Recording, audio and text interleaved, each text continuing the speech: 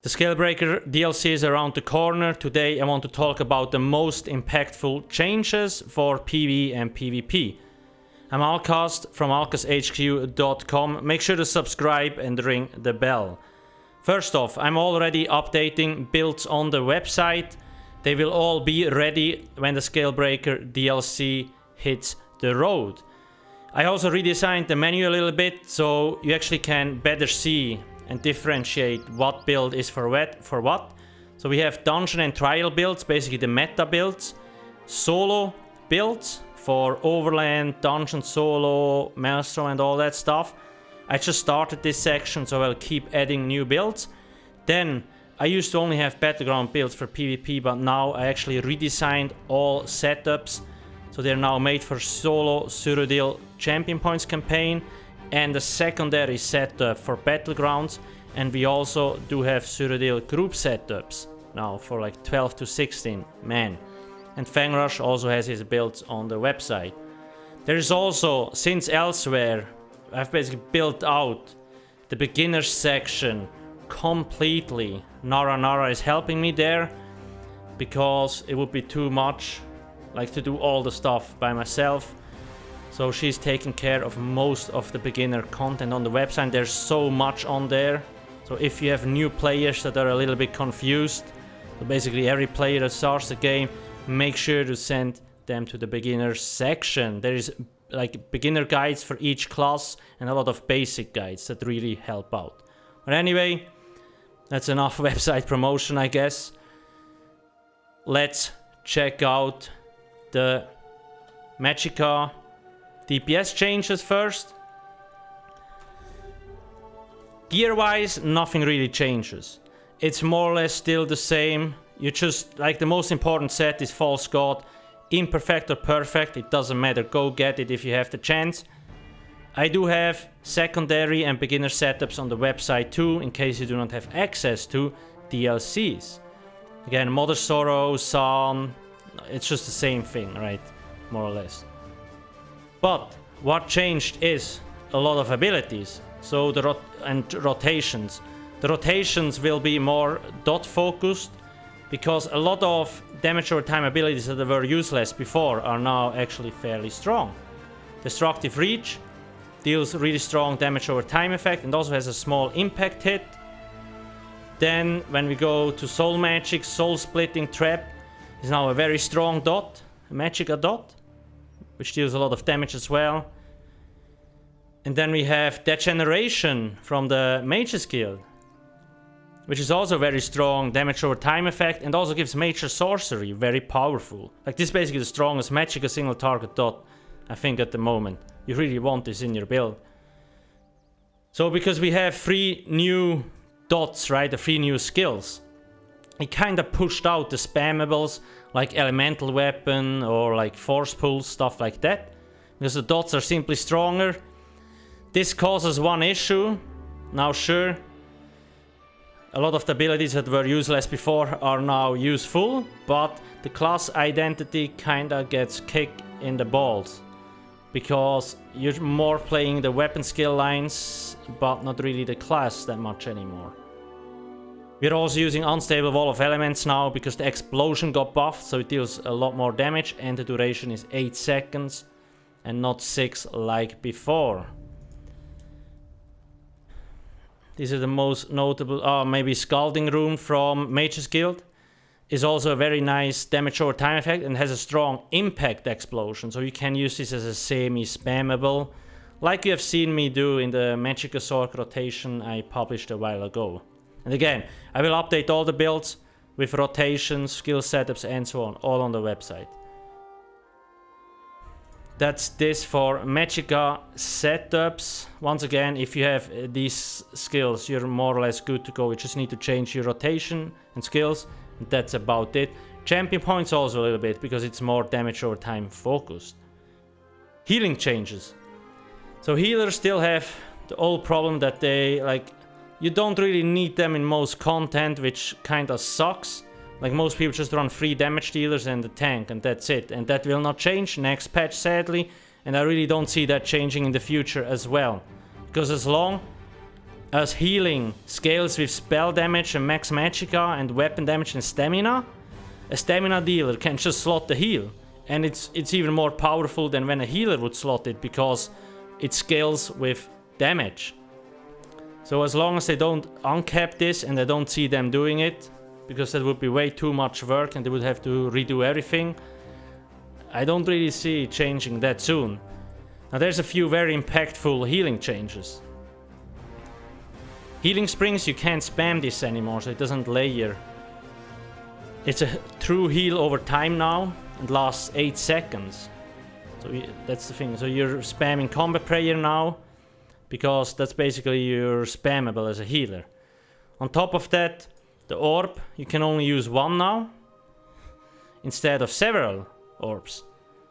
That's also kind of annoying, because this used to be in your rotation, so you spammed this as much as possible because different people could synergize it. Now, the good thing, all people can synergize from one orb, but the orb also healed for a lot, and now obviously the healing is lower because you only can have one orb active. That's a good and bad. Another change, Mutagen changed to radiating regeneration, which is basically a heal over time now that goes to 3 group members. So it can be very strong, right?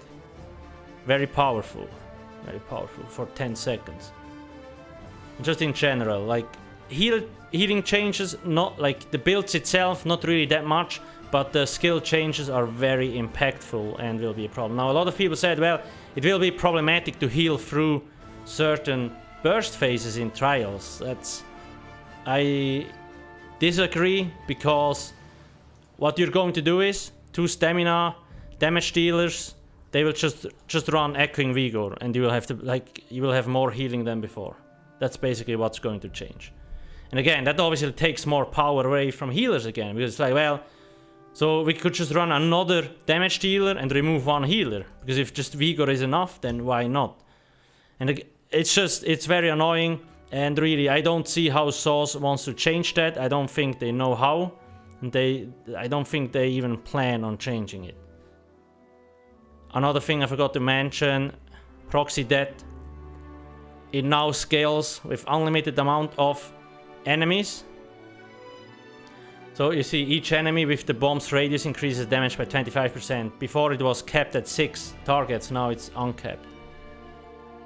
Will deal a lot more damage. That's more or less about healing changes. When we are looking at Magicka PvP builds, this here is my Max Orc Streak build. It's already on the website. We have, like, this is unbuffed. We have a lot of Max Magicka, health, stamina, Magrec, Stamrec. It's all you really need. You will never run out of resources. So, I basically use Scalebreaker, Bright Throats, Bloodspawn. It's a very good setup, fairly easy to get actually, and very powerful. The drink I use is the Bloody Mara, and this will actually get even stronger, because mid-patch there is Witches Festival, which will drop Disastrous Bloody Mara, and it gives the same stats as this one, plus 500 health recovery. What changes for Magicka specs in general? So you have more options, right? That generation deals so much single target damage now. You basically want this in most setups. Like I have here, it's such a powerful single target dot. Soul Splitting Trap, AoE dot, very powerful as well, so you could be running this too, if you want to pressure several enemies.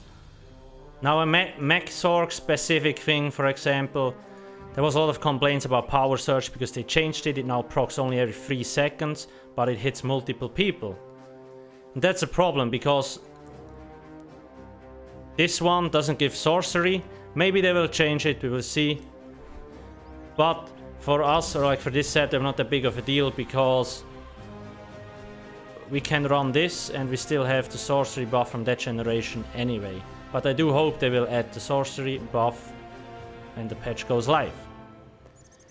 So there's overall more options that you have, in my opinion, just because on how they changed abilities. Same thing with basically the proxy death, right? It scales with unlimited amount of like targets now. The only thing they really butchered was the clench. There was a lot of people using the clench with the Masters Destro stuff, and that really got deleted hard. This here, it only deals 3k damage. It knocks enemies back on the flame stuff, frost clench, immobilize, and shock clench. It deals like AoE damage, but the impact damage is so small, like it's useless. And a few setups like a Warden or a Necro, you don't really have a reliable stun anymore, and that's a problem. There is workarounds, but I don't think it's optimal at all. So I'm not sure why they made this so completely dog-ass. Another Sorc specific change, Streak. I'm not sure who made the decision to change it like this, but okay. So this effect cannot be blocked or dodge rolled anymore. So you get stunned no matter what happens. So you can drop a shooting star on an enemy.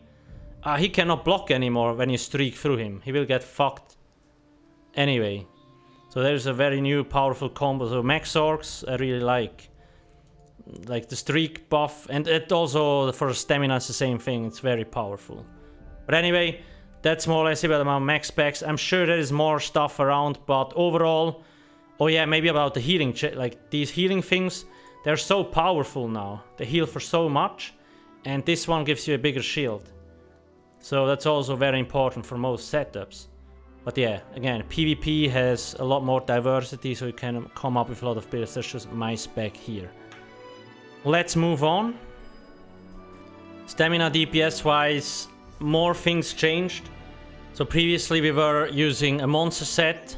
Single target wise, now we changed to basically no monster set, but with Maelstrom dual wield. 1 axe, 1 dagger, and a master's bow on the back bar for single target. AoE wise, you still want the monster set and Maelstrom bow on the back bar. The builds on the website, they will now have like the single target setup and an AoE specific setup, so you kind of can see what changes and how it changes. Yeah, like Alcasthq, Relican are still the best choices you really can have, and then the Maelstrom dual wield with this. The reason they adjusted this a little bit, but it's still powerful. Like when you compare this to a normal monster set setup, it's like 3k more DPS, something like that. But basically you can use rapid strikes now and then activate 3 abilities, and they will all get the 1000 spell damage, if they are like a single target damage over time effect. And because of that, the rotations change. We use rapid strikes now. The rotations will all be updated on the website when Scalebreaker launches. Maybe they already are for some builds. Looking at this, once again, you want to use this on all stem DPS now, because first off, it deals a lot of damage and it costs Magicka, so we actually save stamina by using this, and it's very powerful. That's a nice thing. If you are a stem setup, it will scale with physical damage. If you're a mech setup, it will scale with Magicka damage. That's really nice. It's really clever how they did this. Trap, not called rearming trap anymore, but rather barber trap, and you like look at the damage. Most rotations are 10 seconds long, so we use this every 10 seconds anyway. It's just so much damage. It's really nice. Endless Hail gets changed into Arrow Barrage because this got kinda buffed a little bit and it lasts 10 seconds. It says 8 seconds, but it's like 8 seconds duration, but it takes 2 seconds to actually get ready, so still. And it fits perfectly into our 10 seconds rotation. Endless Hail is now way longer, that's why I changed it. So they changed Vigor. Echoing Vigor is now a group heal. So if you're running in Dungeons and Trials, I recommend running this, or even in Battlegrounds actually. Resolving Vigor only lasts 4 seconds and only heals yourself. So don't forget that. Because I already see a lot of people, but why is the healing so low? It's because, well, you run Resolving Vigor and you're not healing your bodies anymore. So you need to run Echoing Vigor. Then another change to Fighter's Guild, Ring of Preservation. This is a very powerful heal now. 600 health every 0.5 seconds. That's a lot of healing. And you can stack this, right? If you stack Vigor and this, that's a lot of healing per second. If 3 stem DDs stack this, that's a lot of healing per second. Very, very strong. So yeah, very dot focused rotation for most setups. Did I miss anything about other skills? They changed a few other things, but not that. Oh, maybe, okay, here, maybe this. So Stampede, this is now like an AoE dot effect, which we will be using on a two-hander setup. It's also very strong. There's a few other changes. Okay, there's a funny thing actually. So for tanks, Absorb Missile, it used to be called Absorb Magic, but now it's Absorb Missile. The name doesn't make any sense, but whatever. It basically works like any shield. So it gives you this. On my setup I get a 5k shield. When I have a 40k health tank, it's like a 13k shield that absorbs ranged and melee attacks. And the Absorb Missile name probably comes from because it actually heals you when you get hit by a direct damage projectile. But the shield itself works for melee and ranged. So on a DK tank, you could use Igneous and this and get like a 22-25k shield without problem. So you're never really gonna die. Another big boy change, before we get there, they really nerfed the damage on these two abilities. Power Slam, this is now a spammable, so yes, you technically could do a rotation or a build with Power Slam DPS. Sounds weird, but it would be possible. Because this is now a spammable. This is more important for PvP though. Another tank change. Immovable. So basically, the more heavy armor pieces you have, the higher your block mitigation will get, but your snare will also get higher. At some point you cannot move anymore. I don't recommend using this, because you will not be able to dodge roll, run or whatsoever when this is active, and you will die nonetheless from one shots. So yeah, it is an option if you want to test it out, but I don't recommend it. I think that's more or less it about that stuff. Oh yeah, maybe Blood Altar real quick. This here, previously it had a cast time, now it doesn't. And the good thing about this as a tank is, before you had to drop block for a second, now you can cast it while blocking. So this is very powerful. Looking at stamina setup, so this is my Stem DK Legion build. It's already on the website, so you can go check it out. Fully buffed, we have like 4.5k weapon damage, 36k resistance because we are an order, even 38 when with Bloodspawn. With Troll King we can get up to 4k health recovery, it's just very powerful. Fury, so like most setups, Fury and 7th Legion is a perfect combo. First off, this one here, every time you take damage you get 30 weapon damage and it stacks up to 20 times, so that's 600 weapon damage, which gets amped further with weapon damage bonus and so on. So it's a lot.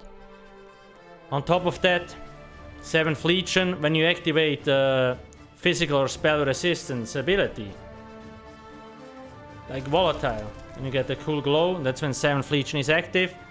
350 weapon damage and 350 health recovery, and both can get amped up by modifiers. That's why it's so strong.